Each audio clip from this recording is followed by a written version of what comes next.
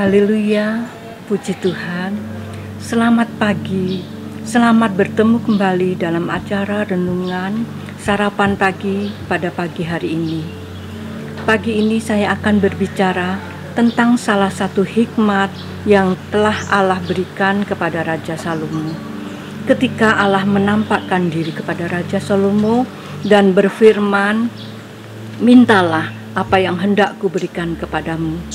Apa yang diminta oleh Raja Salomo adalah hikmat dan pengertian, bukan lainnya, bukan harta kekayaan, bukan kemuliaan, bukan kehormatan dan lain-lainnya.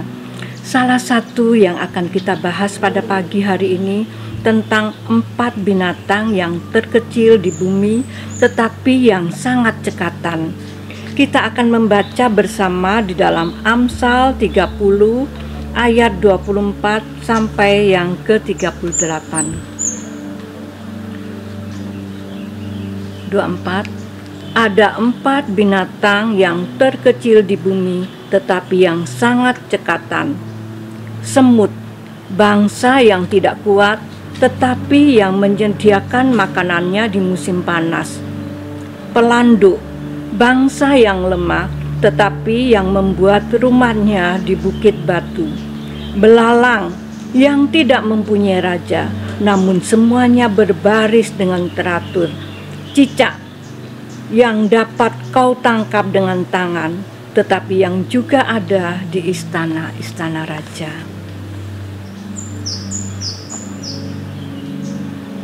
Saudara, kita telah baca bersama-sama ada 4 binatang yang kecil tetapi yang sangat cekatan. Ya, binatang yang pertama adalah semut. Adalah satu bangsa yang lemah tetapi menyediakan makanannya di musim panas. Saudara, kita dapat melihat semut ada di mana-mana, terutama pada musim panas. Mereka dengan rajin mencari makanannya dan mengumpulkannya di sarangnya, sedikit demi sedikit, sampai pada akhirnya makanannya itu banyak. Dan pada waktu musim hujan, ketika semut-semut tidak dapat mencari makanan, dia tidak kelaparan karena sudah banyak makanan yang tersedia di sarangan. Saudara, makanan rohani bagi anak-anak Tuhan adalah firman Tuhan. Hari-hari ini firman Tuhan diberitakan begitu luas, meskipun kita tidak dapat berkumpul di gedung gereja, tempat berkumpulnya anak-anak Tuhan untuk mendengarkan firman Tuhan, tetapi kita dapat mendengarkan, menyaksikan dari rumah, melalui live streaming, atau melalui YouTube, atau melalui siaran TV. Juga dapat dengan membaca Alkitab kita. Kita wajib mencontoh semut yang rajin mencari makanannya. Selama kita masih bisa mendapatkan firman Tuhan, mari jangan sia-siakan kesempatan yang baik ini, sebab ada masanya kita kehilangan kesempatan seperti yang dinubuatkan oleh Nabi Amos. Mari kita baca di dalam Amos 8 ayat 11 dan 12. Ayat 11, sesungguhnya waktunya akan datang, demikian firman Tuhan Allah, aku akan mengirimkan kelaparan ke negeri ini, bukan kelaparan akan makanan dan bukan kehausan akan air, melainkan akan mendengarkan firman Tuhan.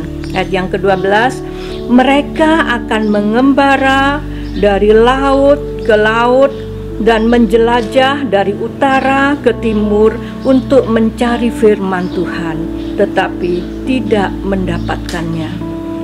Saudara, selagi masih ada kesempatan, selagi zaman ini masih disebut zaman kemurahan, pintu keselamatan masih terbuka bagi semua orang yang percaya akan penebusan oleh pengorbanan Tuhan Yesus di atas salib Golgota. Carilah makanan rohani yang tersedia, karena pada saatnya zaman kemurahan telah tertutup, kita akan menyesal sebab kita tidak mengumpulkan makanan rohani yang tersedia. Binatang yang kedua adalah pelanduk. Bangsa yang lemah tetapi membuat rumahnya di bukit batu. Di sini dikatakan pelanduk membuat rumahnya di bukit batu.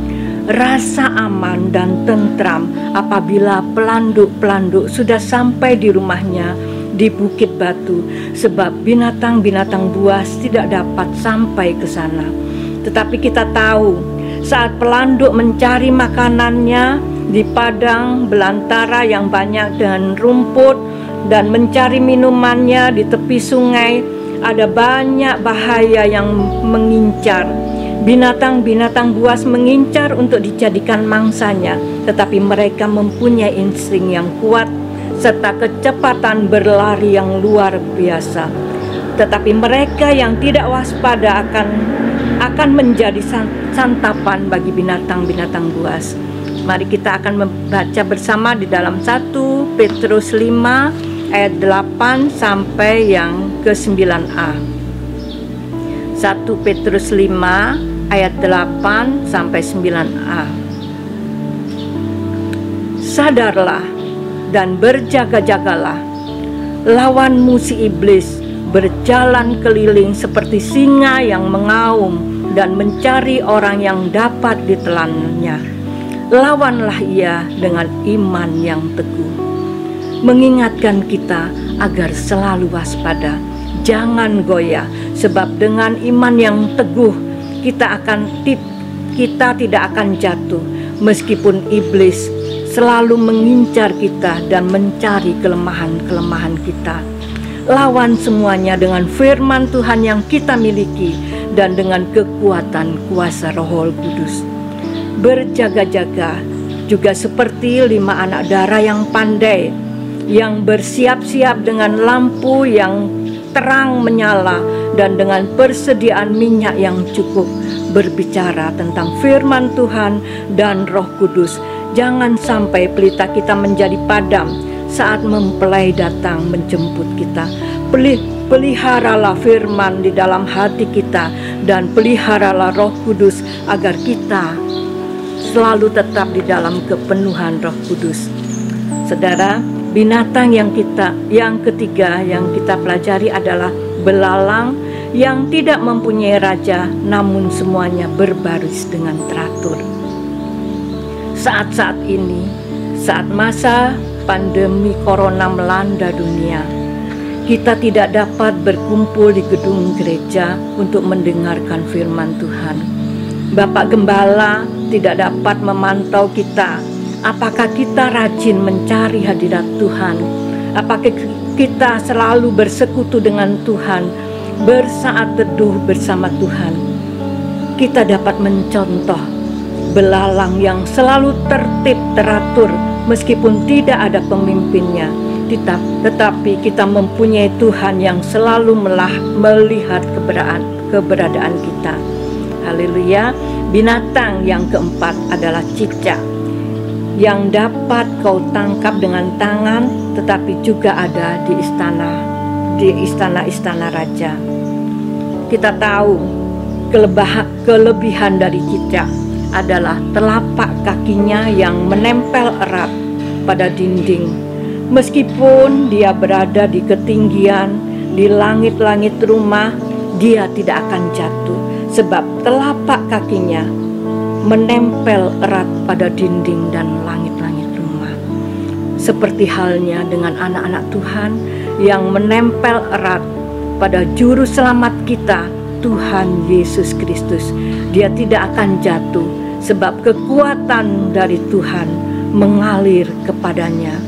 Seperti ranting pohon anggur yang menempel erat pada pokok anggur, dia menerima aliran-aliran getah dari pokok anggur, yaitu Tuhan Yesus Kristus, dan akan berbuah banyak. Mari saudara, kita akan baca di dalam Yohanes 5 ayat yang ke-5.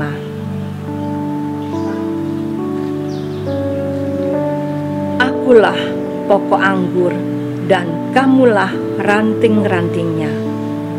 Barang siapa tinggal di dalam aku dan aku di dalam dia, ia berbuah banyak, sebab di luar aku kamu tidak dapat berbuat apa-apa. Puji Tuhan, biarlah kita terus tinggal di dalam Tuhan Yesus, sebab di luar Tuhan Yesus kita tidak dapat berbuat apa-apa. Tetapi kalau kita senantiasa tinggal di dalam Tuhan Yesus, aliran-aliran dari Tuhan Yesus akan senantiasa mengalir di dalam kehidupan kita, dan di dalam kehidupan kita akan timbul pertumbuhan, akan ada bunga-bunga yang terdapat, akan terdapat buah-buah bagi kemuliaan nama Tuhan Yesus. Itulah 4 binatang yang lemah, yang kecil, yang disampaikan oleh Raja Salomo, tetapi mempunyai kekuatan yang dahsyat. Biarlah keempat binatang ini menjadi inspirasi bagi kita di dalam kehidupan kita selama kita masih hidup di dalam dunia ini. Demikian renungan sarapan rohani pada pagi hari ini. Kiranya Tuhan memberkati kita semua. Amin.